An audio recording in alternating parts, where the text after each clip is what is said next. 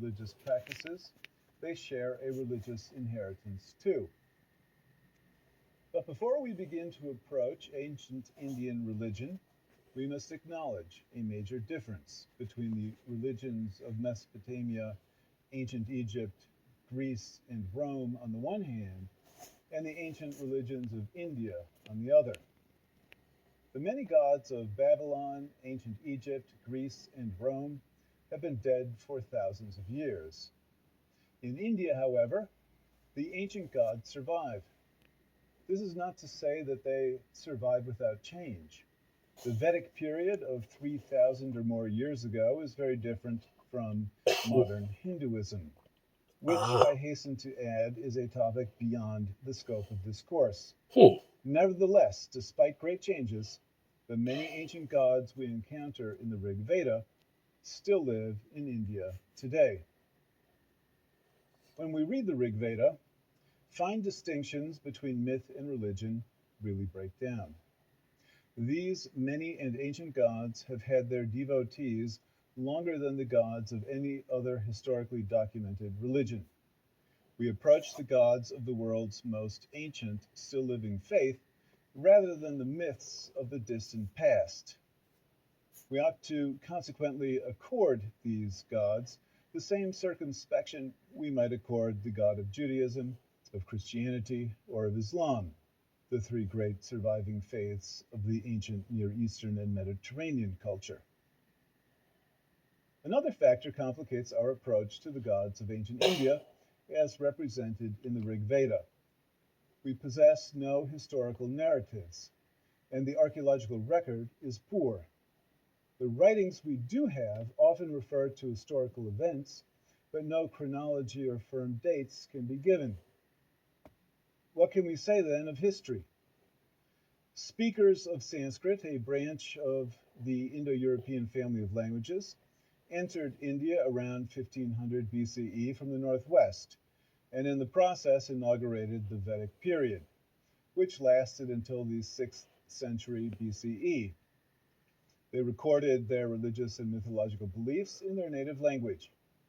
Even this brief sketch contains much that is controversial. Dates, as well as various linguistic issues, are disputed.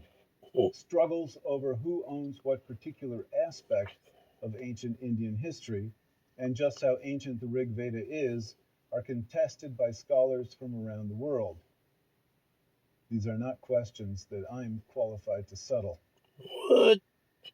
What does it mean, however, to say that Sanskrit, the language of the Rig Veda, is an Indo-European language? One of the great discoveries of the 19th century was the close relationship of the classical languages of Greek and Latin, not only to each other and most other European languages, but also to Sanskrit, and thus such modern Indian languages as Hindi, which is derived from Sanskrit. The term Indo-European describes a geographical reality. The languages of this family were, before Columbus and the colonial expansion of Europe, originally spoken from India to Europe.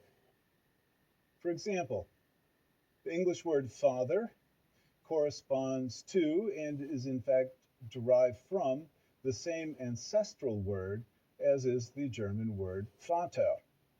If we go back far enough in time, speakers of German and English formed a single linguistic group. Geographical and chronological separation resulted in changes. Now, when it comes to language, excuse me, when it comes to language, I do believe that at some point in time, the languages were closely related. If you look through the dictionary, pick any word that you want. Just flip through the dictionary and pick a word. You'll find that English comes out of an amalgamation of different languages. Just like he was saying that the English word father comes from German, the English language is a mesh of German, Spanish, and probably some other languages that I'm not familiar with. But I've always heard that it's hard for people outside of America to learn English, because the English words are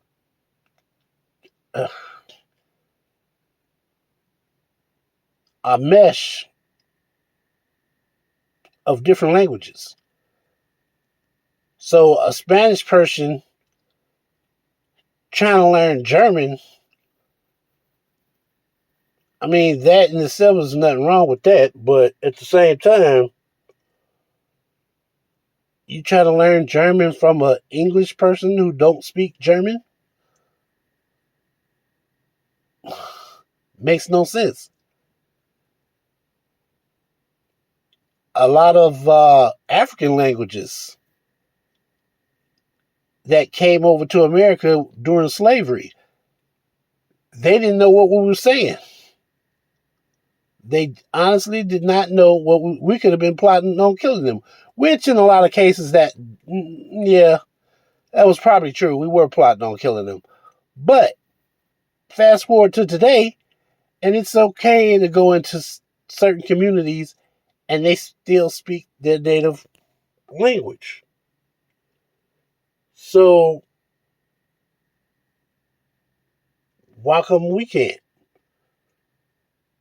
Well, for most of us in the Negro community, we just don't have access to our ancient past, to our ancient ways.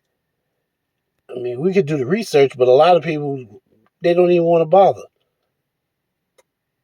They don't understand the pride that other cultures have in being rooted in their own culture. Yeah, they come out and they deal with us, but when they go back to their little part of America, it's about Chinatown. It's about Little Japan. It's about Little Ireland. It's about whatever their native culture is. When they're around their own people, they say, speak, and they live the way they want to. When they come outside of their community, then, they try to speak as much English as they can, so we'll all be on the same level linguistically. But yeah, that's that much is true.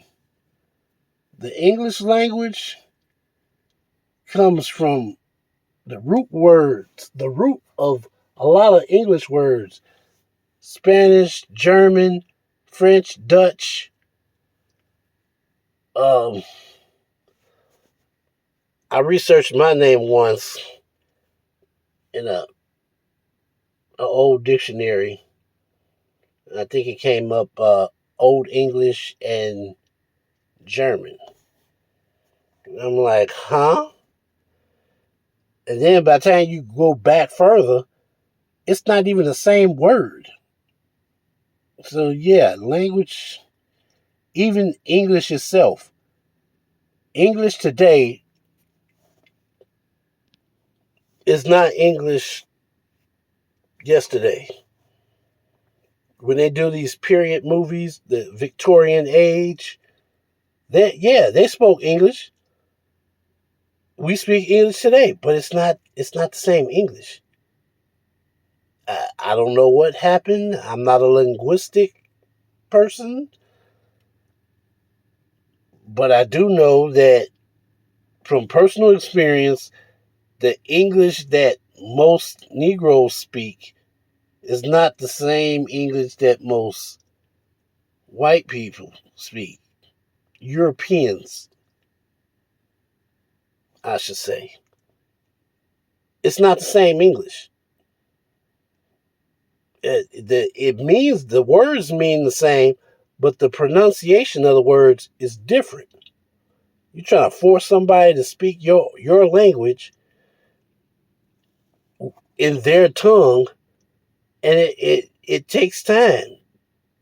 Then you get mad, you want to beat the crap out of them because it don't sound like what you say when you say it. It's not going to. So why get upset? It's like,